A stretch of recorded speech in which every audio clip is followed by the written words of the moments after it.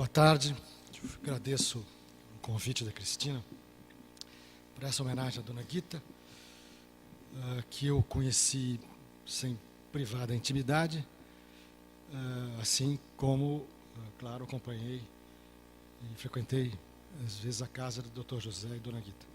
Com o Dr. José, minha aproximação se deu num momento dramático. Eu era assessor do secretário Sábato Magaldi, que era secretário de Cultura de São Paulo entre 75 e 79, e ele era o secretário de Cultura, Ciência e Tecnologia do Estado de São Paulo naquela época, e a gente foi, enfim, surpreendido pelo assassinato do Vladimir Herzog, e isso, claro, que colocou o Dr. José no olho do furacão. Ele teve que administrar uma situação muito complicada e depois, discretamente, como era de seu feitio, se distanciou. Com a Dona Guita, eu acompanhei um pouco o trabalho que ela desenvolvia e desenvolveu com muito sucesso na BER, e dela eu evocaria a discrição, a sobriedade, a determinação e a responsabilidade.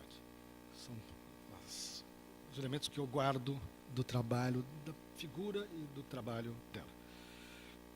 Com essa, enfim, eu não posso falar pessoalmente do trabalho dela, porque não é, enfim, do meu conhecimento.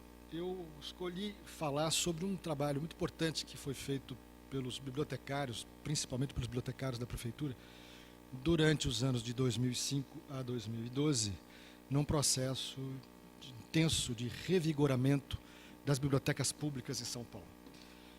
Esse esforço foi documentado, de alguma maneira, num livro chamado Bibliotecas Públicas, Ações, Processos e Perspectivas, que foi publicado, né, pela própria prefeitura em 2012.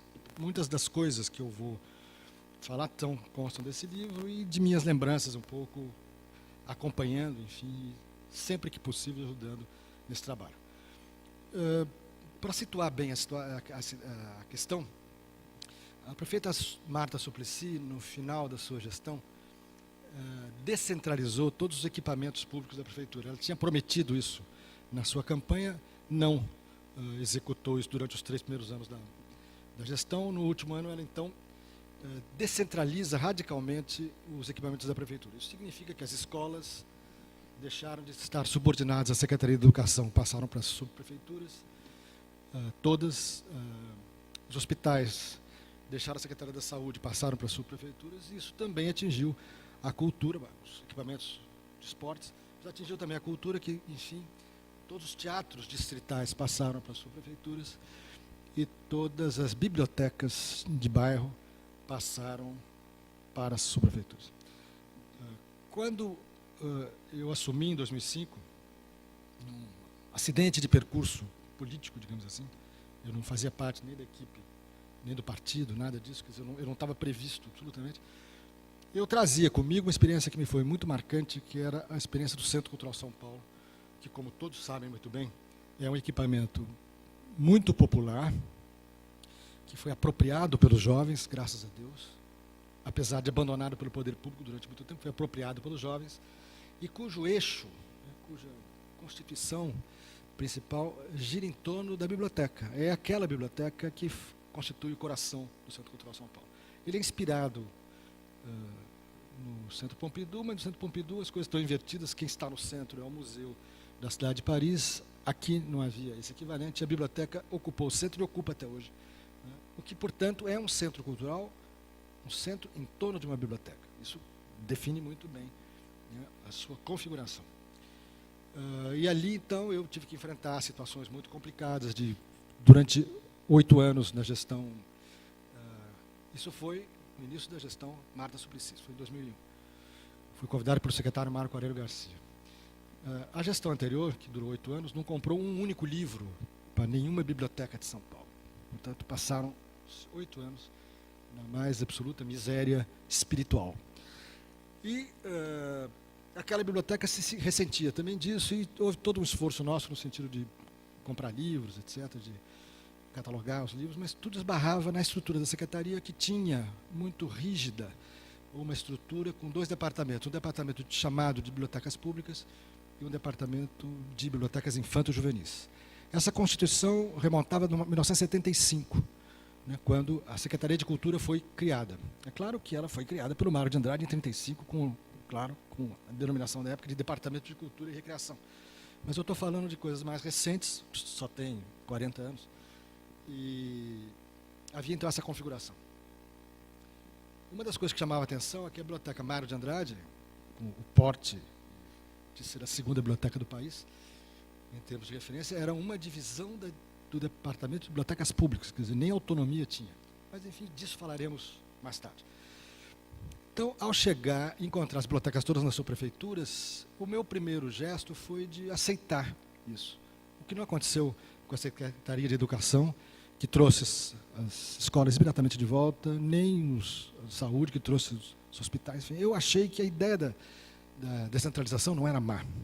Mas logo me deparei com uma realidade bastante desoladora de que as subprefeituras não tinham a menor condição de administrar equipamento nenhum. Elas não têm estrutura para isso, nem gente, nem tradição, nem nada.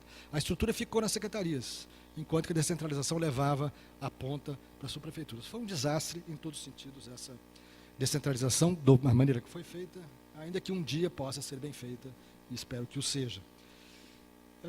Diante disso, casos, por exemplo, a subprefeitura, diante de uma dificuldade de espaço, não tinha problema nenhum de criar uma unidade de saúde dentro de uma biblioteca. Porque, enfim, se o sapato apertava, a coisa se resolvia pragmaticamente. Então, trazer as bibliotecas de volta foi o primeiro esforço político para a gestão.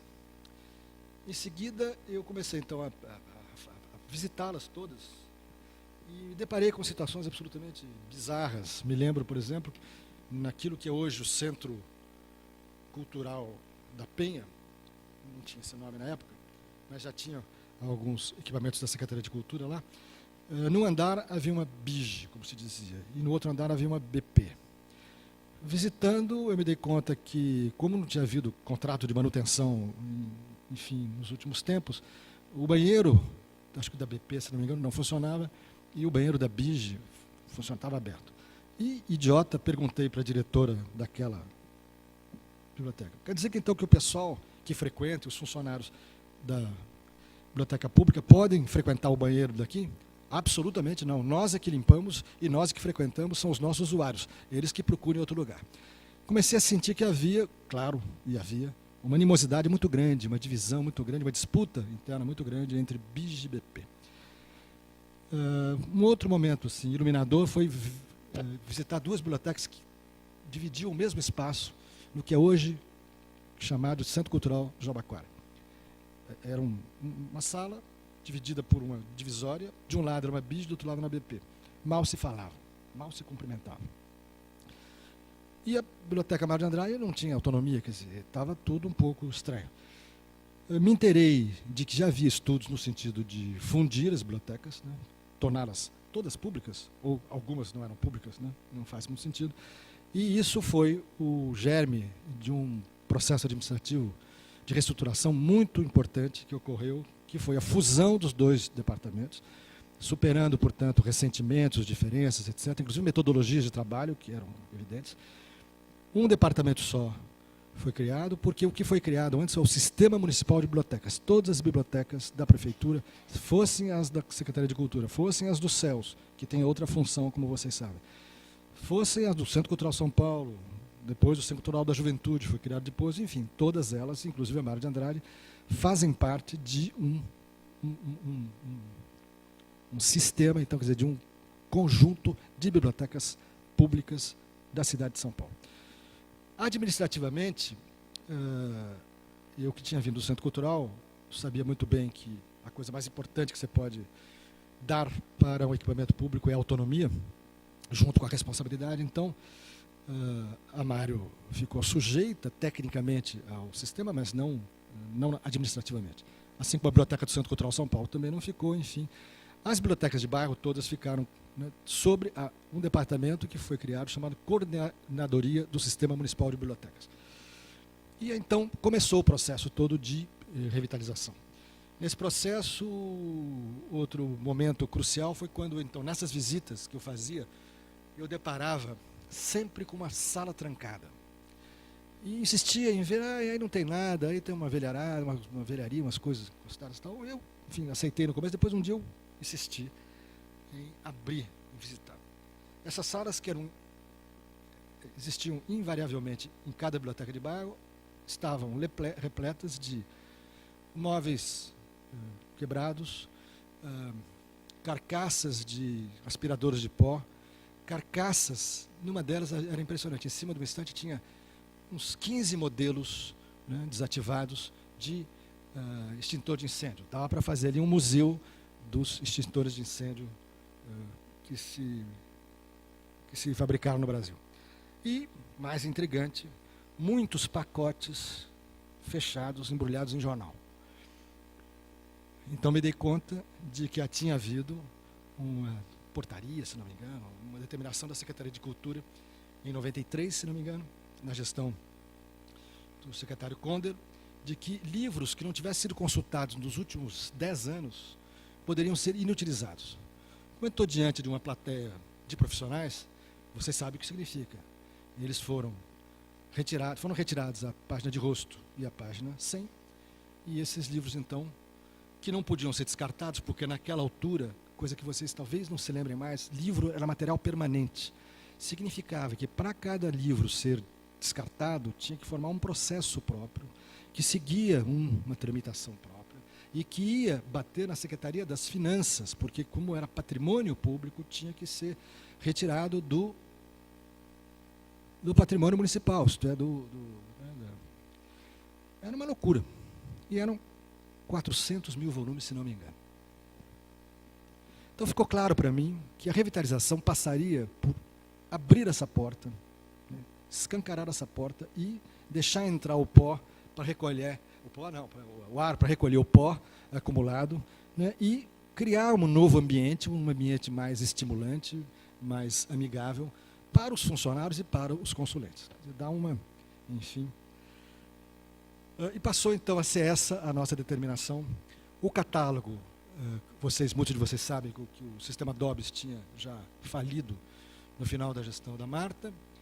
No Centro Cultural eu tinha encontrado uma solução alternativa para o Centro Cultural São Paulo, que foi adotar o Alexandria, e o Centro Cultural então começou ele a catalogar os seus próprios livros, mas a descentralização era importante, enquanto que a centralização no mesmo sistema de catalogação era também incontornável. Então havia um movimento, né, coordenado nessa direção.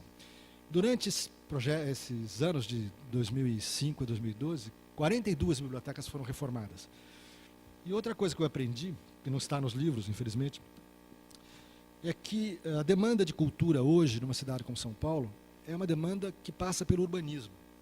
A arquitetura e o urbanismo fazem parte hoje da principal demanda de cultura. Então, essas bibliotecas não eram só reformuladas no sentido de, enfim, revigoradas e às vezes, enfim, consertadas, mas elas eram também redispostas, às vezes, no ambiente, na sua implantação. Eu me lembro de um caso, de uma delas, acho que no Parque do Chaves, em que ela dava costas para a praça.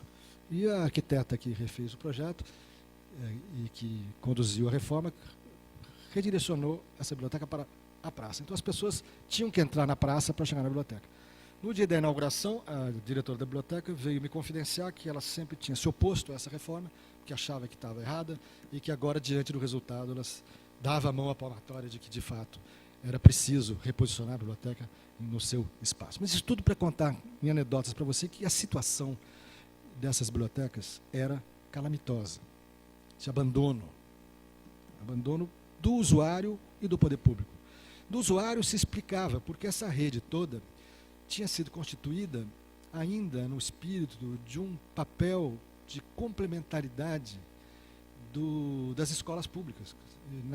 Quando essa rede foi instituída, sobretudo a rede chamado Centro Expandido, as escolas públicas não tinham bibliotecas, não tinham sala de leitura. Isso é uma coisa mais recente. No momento que as salas de leitura e as bibliotecas das escolas foram constituídas, de uma hora para outra, essas bibliotecas perderam função, né? Passaram a não ter função. Então era preciso também revocacioná-las. Enfim, problemas de estrutura, às vezes patético, como, por exemplo, uma biblioteca que todo mundo conhece, certamente, até porque não é longe daqui, que é a Biblioteca Alceu de Amoroso Lima, ela não podia acender todas as luzes, porque o quadro elétrico não comportava. Precisava, então, era uma biblioteca recente, a mais nova das bibliotecas de São Paulo, construída na gestão, justamente, do secretário Leandro Conde. E era simples, ela precisava fazer uma reforma elétrica, basicamente, quer dizer, dar um quadro que sustentasse acender todas as luzes, quer dizer, acender a salão de leitura e, ao mesmo tempo, a parte administrativa. Coisas patéticas nesse nível, mas esse era o grau de abandono e de ineficiência dessa rede. Bom, a rede foi constituída, as reformas foram feitas, o sistema Alexandria foi adotado para todas as bibliotecas e esse catálogo teve que ser, então, inserido nesse sistema, né? Isso foi um projeto bastante complexo que nos obrigou a inserir 2.700.000 registros de livros nesse sistema em 6 anos. Que foi, como vocês podem imaginar, não foi nada trivial. Mas depois ele foi colocado na internet, em seguida o acesso passou a ser um acesso eletrônico. Enfim, a modernização foi a modernização do espaço, do sistema, da catalogação, tudo isso caminhou junto, né?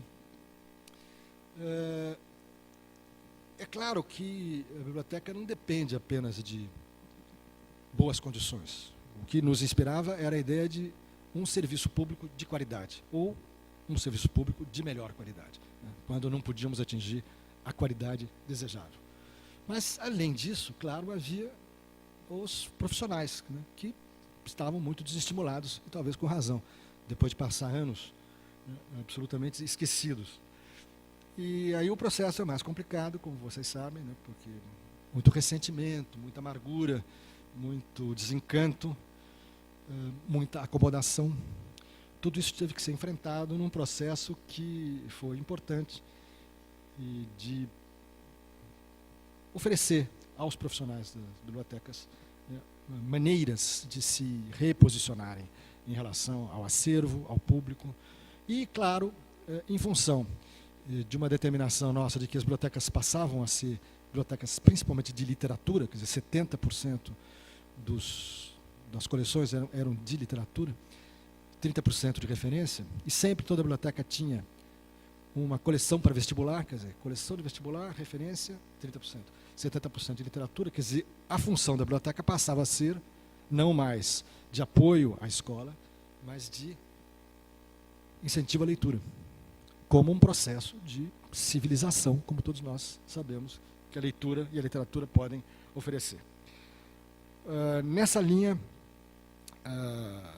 os profissionais foram convidados a participarem de processos de avaliação, enfim, de convívio, de reflexão conjunta, de sensibilização, para que se preparassem todos eles de novo para esse processo, né, de eleição da literatura como nosso eixo de trabalho. Outra questão importante foi enfrentar a carência de biblioteca, sobretudo na periferia. Havia demandas, eu me lembro de uma demanda específica da cidade de Tiradentes, da comunidade cidade de Tiradentes, no sentido de que se construíssem 5 bibliotecas. Eu fiquei pasmo, porque não tinha a menor condição de construir nenhuma. E aí eles me chamaram a atenção, coisa que eu não tinha ainda consciência. A cidade de Tiradentes, naquela época, tinha 230.000 habitantes. É uma cidade. Como os outros bairros de São Paulo são cidades de periferia, são cidades de 200.000. Tem um que tem 400.000 habitantes, sem equipamento cultural nenhum. Então foi preciso enfrentar essa carência de frente.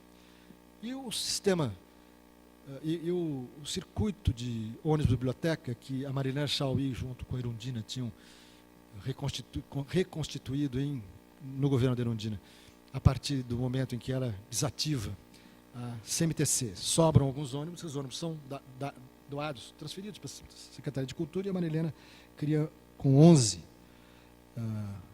ônibus, um circuito de biblioteca ambulante, né, de biblioteca circulante.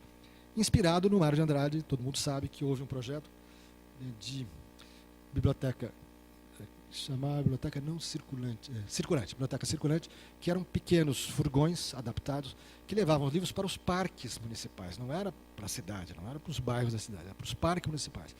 Tem até belas fotos do nosso caro BJ Duarte, que dão bem. Mas a gente sabe, depois lendo o Rubens Balba de Moraes, que permaneceu na administração pública depois que, como diretor da Biblioteca Municipal, nós chamávamos Mário de Andrade, depois do fim da gestão Mário de Andrade, que aquilo foi uma estratégia de chamar a atenção, que não era muito eficiente o sistema, porque as pessoas estavam de passagem, não criou o hábito, como eles imaginavam. Mas ele serviu de propaganda para a Biblioteca Municipal, e nesse sentido foi muito bom. A Marilena utiliza, então, esse projeto com esses 11, mas os 11 já eram ônibus usados. Nesse período entre a Marilena e minha chegada, passaram-se muitos anos. Os ônibus foram se esgotando. Quando a gente assume, tinha 4. Em breve tempo, 3 saem de circulação, sobra um só. Eu, ingenuamente, acho que aquele é um projeto que poderia ter patrocinador, né? Preparamos um projeto para a Lei Rouanet, mandamos para o Ministério da Cultura e ele volta, sem aprovação, dizendo que aquele projeto não era cultural. Até hoje eu não entendi o que significa isso, mas, enfim, desistimos e fomos enfrentar o problema. O último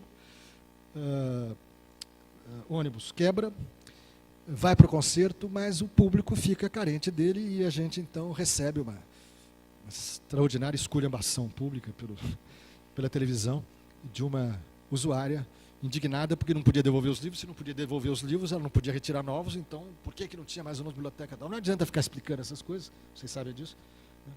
E tivemos que resolver o problema pelos nossos meios. A sorte foi que, naquele momento, a prefeitura tinha desbaratado uma linha clandestina de transportes. Então, aqueles ônibus tinham sido apreendidos. Eu fui no secretário de Transportes e peguei 7.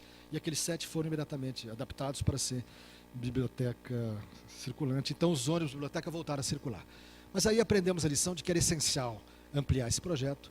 E esse projeto, então, até o final da gestão, chegou a ter 12, né, fazendo 70 locais, 72 roteiros na cidade de São Paulo. Né, e eu fiquei muito animado quando um dia entrei num deles e comecei a ver que livros havia. E havia muitos livros interessantes, muitos livros novos, sobretudo, livros atraentes para as crianças, livros bonitos, livros bem feitos, enfim, como de fato o mercado editorial brasileiro tinha se sofisticado muito nesse período todo. Mas eu vi ali, entre os livros oferecidos, A Procura do Tempo Perdido, Em Busca do Tempo Perdido. Eu falei, bom, se tem aqui a oferta do Proust, estamos salvos todos. Se um pegar esse livro, a humanidade está salva. Enfim, um processo de revitalização. A revitalização também implicou na criação de pequenas bibliotecas, que se chamava de pontos de leitura, que eram feitos em parceria com locais, com entidades, com órgãos da prefeitura ou privados, não importa, e que tinham 3.000 volumes. Isso para o governo federal é uma biblioteca, para nós não era, porque a nossa biblioteca tem 30.000, 40.000 volumes, geralmente. Então, 3.000 volumes era apenas um atrativo. Foram criados 15 pontos de leitura durante a gestão, 12 horas de biblioteca, como vocês sabem, e também os bosques de leitura, que já era um programa anterior, foram ampliados, na medida em que os parques foram sendo também revitalizados pela mesma administração, Serra Kassab. A gente acompanhava o processo e, enfim, participava desse projeto.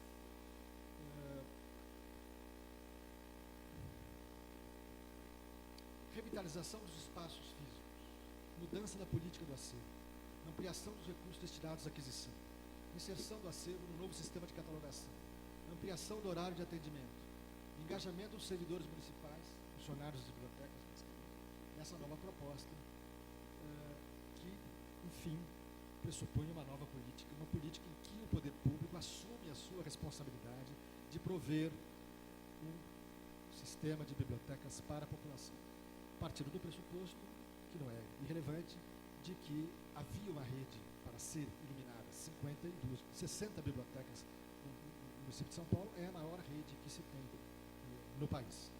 Então, havia de onde partir, não era uma decisão, enfim, de cima para baixo.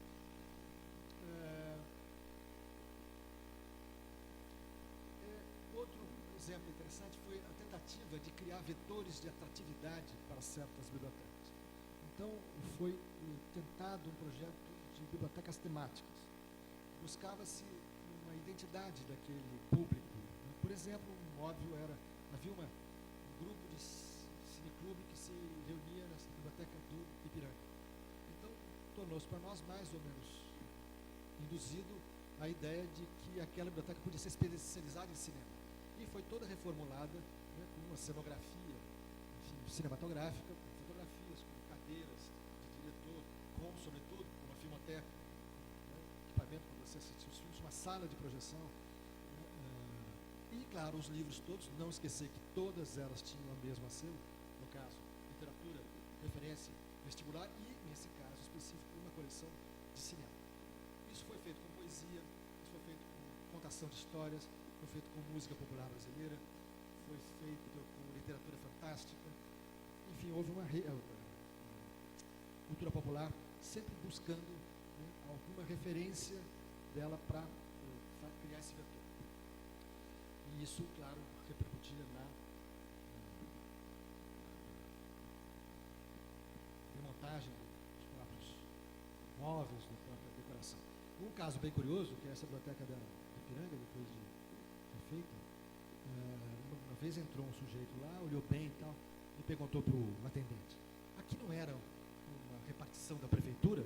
Ele não identificou o que havia como especificidade das repartições da prefeitura, que é móveis escuros, velhos, não é isso? Pouca luz, funcionários completamente deprimidos, não é isso? Sem viva alma, aquilo não correspondia mais, né, ao padrão que a gente estava tentando trazer. Feiras, trocas de livros, um instrumento muito interessante que a gente aprendeu da Colômbia, da experiência colombiana. Foram feitas em parques, nos domingos de manhã. Era um sucesso extraordinário. A gente recolhia livros por doação, ou então livros que eram duplicatas, enfim, que podiam ser disponibilizados, como se diz, e as pessoas traziam e trocavam, colocavam em cima da mesa, você pegava um e colocava outro. Não podia ter livro didático, os novos logo ficou obsoletos, mas enfim, era um processo também de envolvimento da comunidade, de leitores, né, nas políticas de acelo, né, da prefeitura. Telecentros. Eu tomei uma bronca do presidente do Tribunal de Contas do município, que me convocou, o secretário, para me dizer que era um absurdo a instalação dos telecentros nas bibliotecas. E eu disse, mas por que se elas podem atrair os leitores? Porque justamente isso. Quem for lá para usar o telecentro não usará a biblioteca. Eu disse, mas se alguém, ao caminhar pela biblioteca, para chegar no telecentro, olhar para o lado e achar um livro interessante, já está ganha também, né, a nossa batalha. Não, me deu uma recomendação específica de que eu não instalasse, evidentemente que eu fiz isso, e claro que depois sofri retaliação por não ter atendido essa autoridade que tinha opinião sobre como deve ser a política. Telecentros foram 26 instalados nas nossas bibliotecas, geralmente com sucesso, e no número de aquisição de livros, uma coisa fundamental que eu aprendi no Centro Cultural de São Paulo, livro novo atrai leitor. Foram adquiridos 536.891 exemplares desses livros, de 14.358 títulos. Parece eu consegui essa informação. O investimento foi feito, no caso, de 11 milhões de reais, só de compra de livro. Eu me lembro que a Marilena Chauri, uma vez comemorou, ter comprado 1 milhão da moeda na época, que eu não sei qual era, de livros. Porque ela não sabia, não soube, e nós soubemos depois que esses livros foram comprados, mas não foram catalogados, foram enfiados na sala da Biblioteca Mário de Andrade. Esperaram, né, outros tempos para poderem ser catalogados e distribuídos. Outra questão importante de chamar a atenção de vocês é que um dia eu fui chamado para discutir uma questão curiosa. Devíamos ou não devíamos comprar livros em lançamento? No caso era o Harry Potter, que fazia muito sucesso. Eu disse que claro que sim, porque não estava me dizendo, não, mas há o risco desses livros serem roubados. Eu falei, bom, é daqueles roubos sagrados, não é isso? Um roubo em boa causa. E compramos. E claro que não deu outras, os bibliotecários tinham toda a razão de que os livros foram devidamente surrupiados. Apareciam novos leitores, faziam as suas inscrições, recebiam as carteirinhas, levavam os Harry Potters e outros lançamentos embora, não era só Harry Potter que atraía, e nunca mais esses livros eram. Aí fizeram lá, eles mesmos fizeram uma avaliação na me propuseram o seguinte: olha, vamos continuar comprando livros de lançamento, porém, para retirá-los, o leitor tem que estar associado à biblioteca há pelo menos 6 meses. E, portanto, já era um usuário, já era conhecido, enfim, já era alguém que valorizava o vínculo com a instituição. Isso deu sucesso, foi um sucesso, foi bom ter enfrentado questões prosaicas, mas olha como se coloca na defensiva o poder público. Quer dizer, ter livro atraente não pode, porque isso induz a roubo, tal, enfim.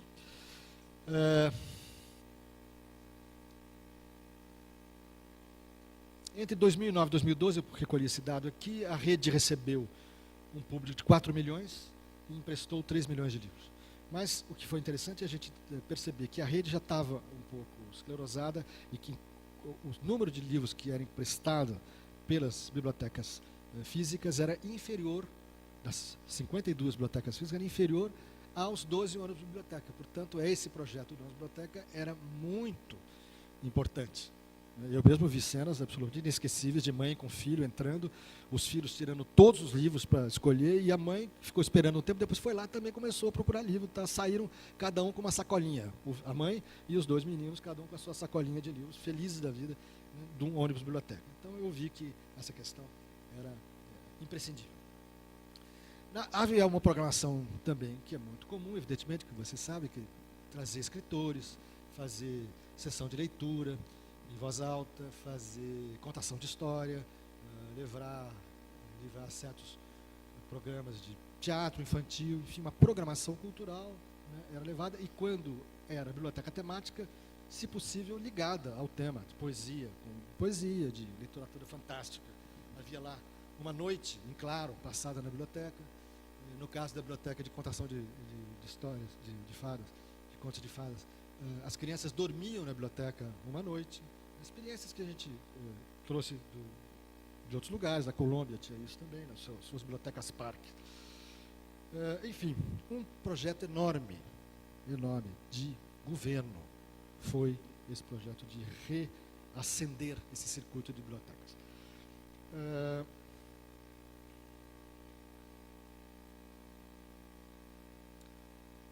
Para não ser injusto, os programas então de ressensibilização dos funcionários das bibliotecas. Um era no sentido do estabelecimento de uma política pública de mediação de leitura, com uma experiência francesa sendo adaptada, e outra de inteligência coletiva aplicada, que é um nome sofisticado para o quê? Para, como é que é? Terapia de grupo, né? E a ideia de trabalhar em conjunto, encontrar estímulos em conjunto para enfrentar essa situação, né, de desafio.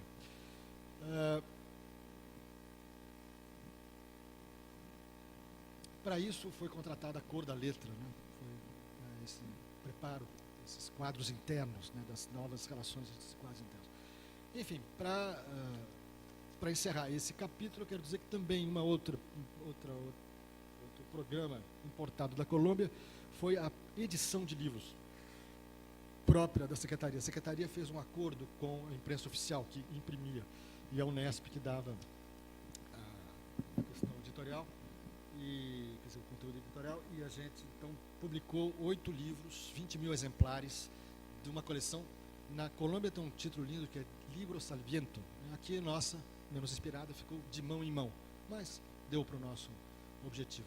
Foram 8 os livros publicados. Teve livro de quadrinhos, por exemplo, sobre a Revolução de 24, a partir das memórias do Tenente Cabanas. Teve aqui Lima Barreto, que hoje na moda, tem lá Nova Califórnia e outros contos. Tinha Machado de Assis, Incontornável, contos. Teve Luiz Lopes Coelho. Depois de um certo tempo ficou claro para mim que era preciso valorizar a literatura sobre São Paulo e de São Paulo. Então, Luiz Lopes Coelho, autor de que não fala mais, mas que é o primeiro escritor de contos policiais, romances policiais em São Paulo, histórias de horror, Mário de Andrade, São Paulo, Comoção da Minha Vida, todos os textos dele sobre São Paulo, Antônio de Alcântara Machado, enfim, um repertório de 8, eu tenho aqui depois quem quiser ver, eu tenho depois a licença. Com isso eu peço liberdade para passar para a Biblioteca Mário de Andrade, cujos programas são de outra natureza, né, ainda que muito semelhantes. Não sei se vocês têm clareza de que o projeto da Biblioteca Mário de Andrade surgiu no Departamento de Cultura em 35 e 38, quando a Biblioteca da Câmara passou para a Prefeitura,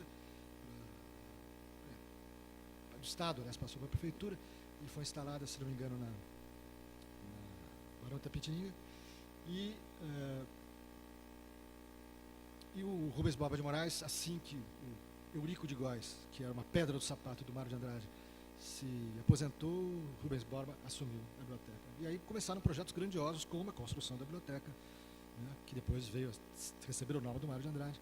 Ali foi desapropriado o terreno, né, por eles foi desenvolvido o projeto e a construção da biblioteca.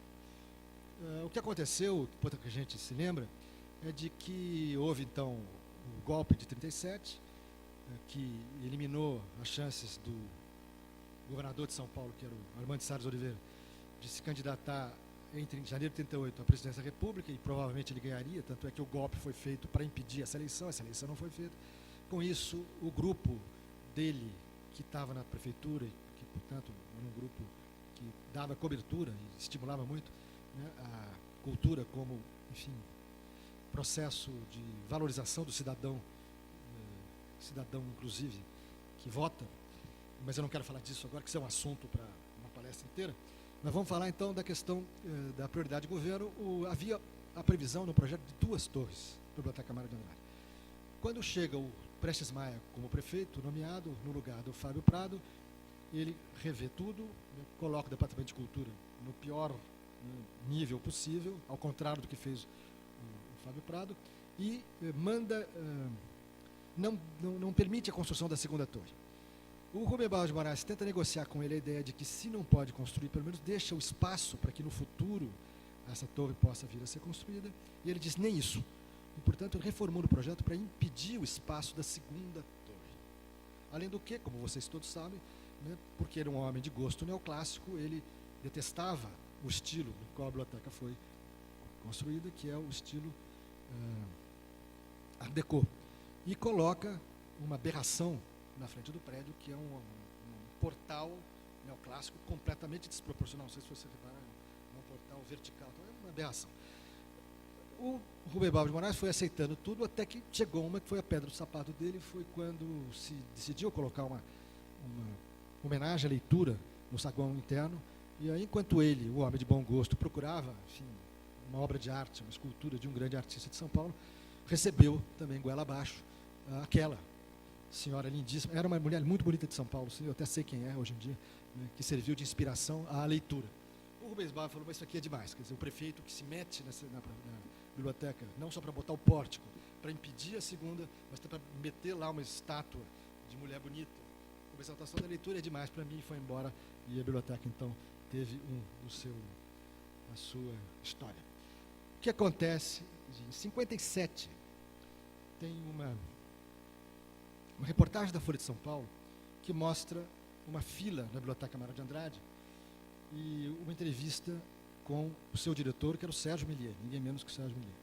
Na entrevista ele diz assim, por que a fila, né, se estabeleceu? Porque havia chovido e havia muitas goteiras na biblioteca. A fila, então, era para controlar o acesso das pessoas, não havia mais possibilidade de todo mundo ser consulente da biblioteca. Aí, entrevistado pela essa reportagem, eu tenho essa reportagem, quem quiser, depois eu posso dar ele diz assim, a biblioteca está numa crise grave, não só porque o prédio já sofre de problemas físicos muito fortes, como ela, como a torre está completa, não há mais espaço para nenhum livro, nenhum jornal. Qual foi a solução que eles encontraram a partir daí? Foi de, então, levar livros, revistas, sobretudo, e jornais para a biblioteca de Santo Amaro, que é uma biblioteca que tinha um prédio em que havia alguns andares vazios. E se constituiu lá durante quantos anos? De 57 a 2010, 2011, um depósito de livros, revistas e jornais. Depósitos dos quais não se entrava, dos quais não se tinha, enfim, era só para guardar. Essa questão da 2ª torre portanto, era uma questão essencial para a biblioteca. Quando eu fui assessor do Sábado Magaldi, em 75, esse era o problema da diretora de bibliotecas públicas do departamento que enfim, tinha sob a sua coordenação a Biblioteca Mário de Andrade. Então, que chamava-se May Brooklyn Negrão, me lembro muito bem, uma bibliotecária muito capaz.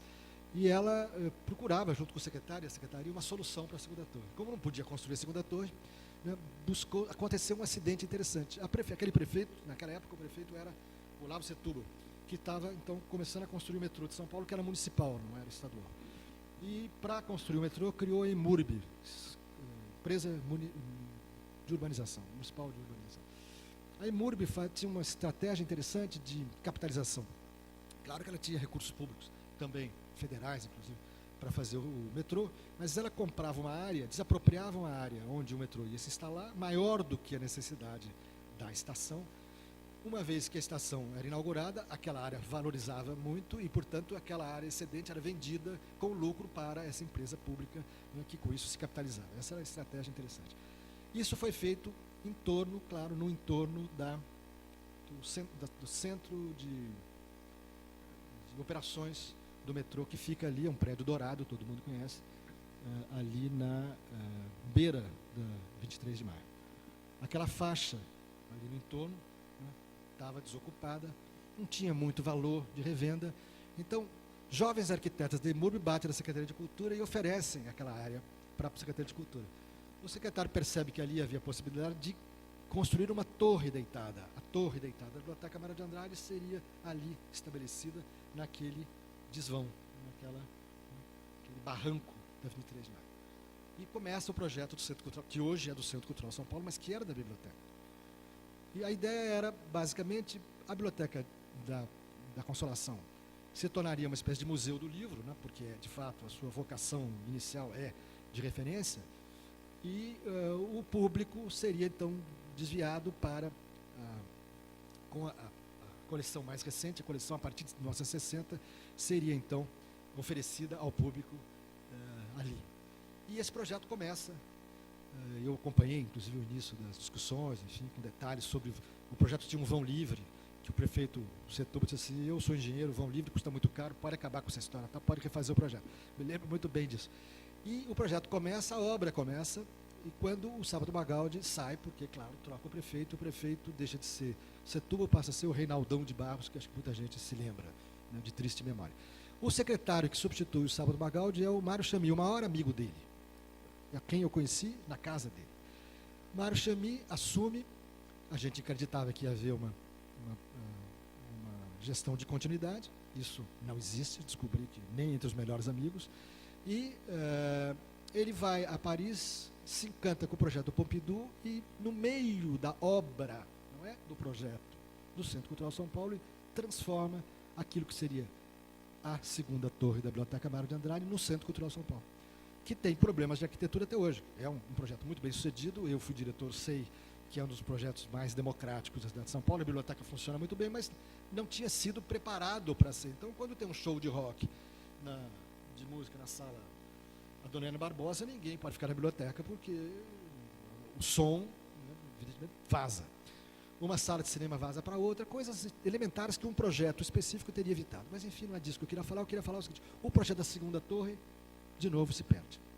E a Biblioteca Mário de Andrade continua com o problema da sua segunda torre, enquanto que vai caindo aos pedaços, literalmente, caindo fogo, etc. Quando a gente assume, havia uma situação muito favorável, e que isso precisa ser entendido, que era o seguinte: a Marta Suplicy tinha negociado um empréstimo do BID muito importante para a cidade de São Paulo, de 100 milhões de dólares, para projetos no centro da cidade, exclusivamente no centro da cidade. Projetos de transporte, projetos de canalização, projetos de habitação e, por que não, projetos culturais. Ela não deixou muitos projetos encaminhados, não deve ter dado tempo, enfim, e a administração que assumiu, não, claro, que evidentemente não deu continuidade, da qual eu fazia parte, então os 100 milhões estavam ali, à disposição de quem trouxesse projetos. E foi aí que eu tive um senso de oportunismo e apresentei o projeto do restauro da Biblioteca Mário de Andrade, do Teatro Municipal, que faria 100 anos daí a pouco, preparação para o centenário, do Solar da Marquesa, da Casa número 1, todos aqueles prédios tombados da prefeitura que constituem joias, né, da cidade no centro velho, como a gente diz. E claro que apareceram os recursos para a reforma da Mário de Andrade. O projeto da reforma da Mário de Andrade já tinha sido desenvolvido, começado a ser desenvolvido na gestão da Marta, pelo secretário Marco Aurélio. Era um pouco complicado, porque tinha 3 andares para escavar e instalar um restaurante no andar de cima. Isso teve que ser revisto por dificuldades orçamentárias e de operacionalidade. E um outro projeto foi feito e a obra começou. E a ideia do projeto, como vocês sabem, era abrir, né, uma parede de vidro, um pano de vidro, como diz os arquitetos, para fora, quer dizer, criando a biblioteca, criando uma transparência entre a biblioteca e, né, o ambiente externo. Além de trazer a biblioteca circulante de volta, que significaria trazer o usuário, enfim, usuário mais comum, né, o não pesquisador, não necessariamente o pesquisador. Quer dizer, trazer a biblioteca mais perto do público do centro. Isso foi feito, essa reforma foi feita, foi fundamental para a revitalização da Biblioteca Mário de Andrade. Só que esse processo ainda tinha que enfrentar a segunda torre. E a segunda torre, então, foi resolvida na rua que fica em frente, que todo mundo conhece, na Braulio. O diretor anterior da Biblioteca Mário de Andrade, na gestão da Marta, que foi meu colega, eu era diretor do Centro Cultural, ele era colega da Biblioteca Mário de Andrade, a gente tinha muito boa relação, que é o Zé Castilho, todo mundo conhece. O Castilho tinha recebido do Cláudio Lembo, que era vice-governador do estado, de outro partido, tinha recebido uma dica de que havia um prédio vazio, abandonado, do IPESP, né, ali, e que podia ser esse prédio, devidamente adaptado, à segunda torre.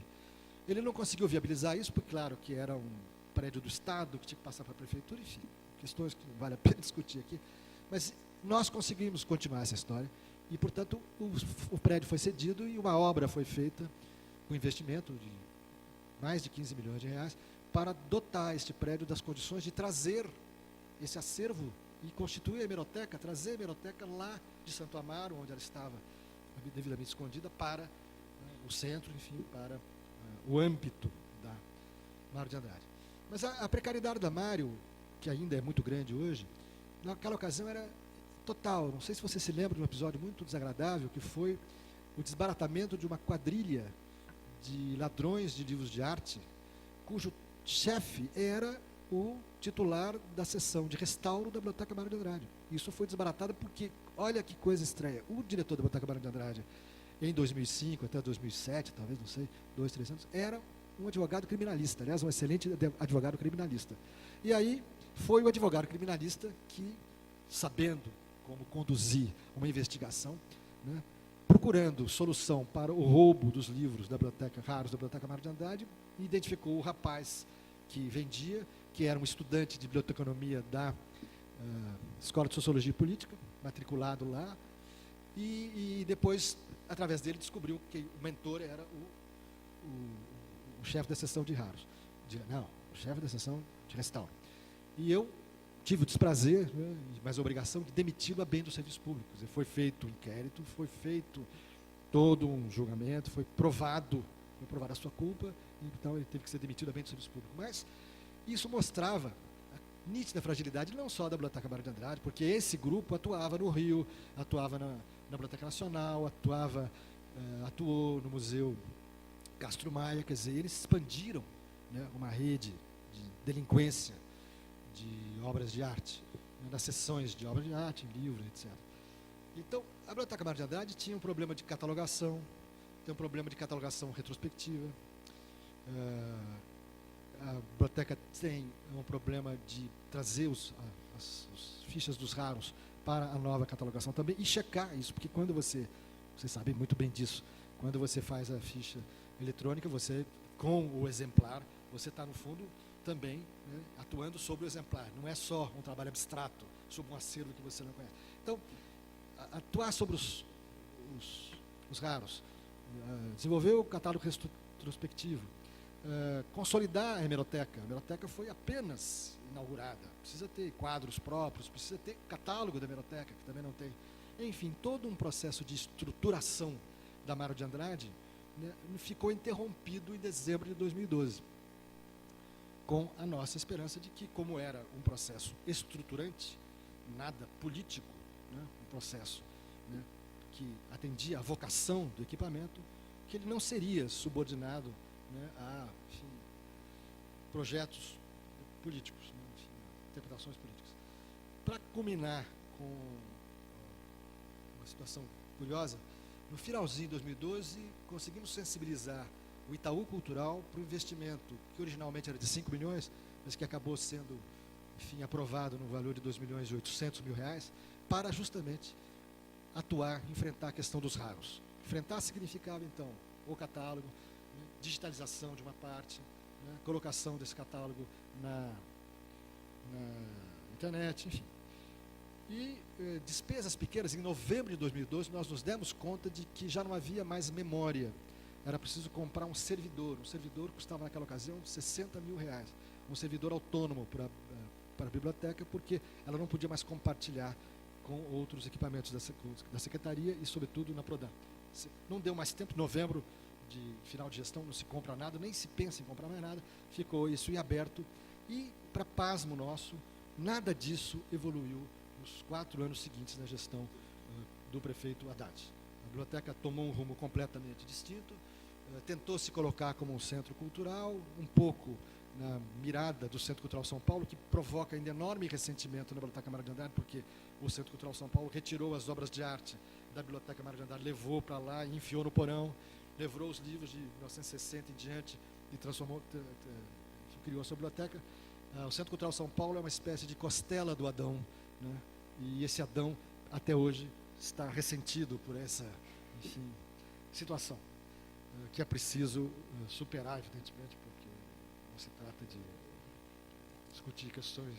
Mas, enfim, encerro dizendo para vocês que houve um grande avanço no sistema de bibliotecas da Prefeitura, houve um grande avanço na Biblioteca Mário de Andrade, mas ela precisa retomar a sua vocação, precisa retomar os investimentos, precisa restabelecer a relação com o público profissional, com a profissão, os bibliotecários, com a comunidade leitora, com a comunidade dos escritores, né, com o seu público paracirculante, por que não, mas enfim, mantida a sua vocação de biblioteca de referência, a segunda biblioteca do país.